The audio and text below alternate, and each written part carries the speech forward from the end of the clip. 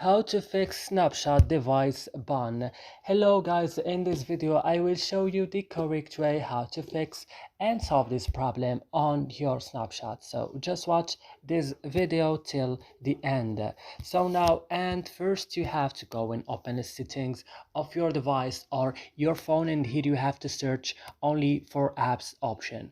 And what's next after apps option, you will see that is all your applications that you have on your phone. Is it here right now? You have to search just for snapshot, open snapshot like this, and then what's next, you have to go to storage option, click on clear data, then click OK and go back, click on force stop and click OK. And yeah, now you have to go to set as a default. As you see here, this option open supported links. If it is not allowed like this, you have to allow it, and that's it, your problem will be fixed. So I hope this video is helpful for you guys. Don't forget to like and subscribing in our channel, and see you in another videos.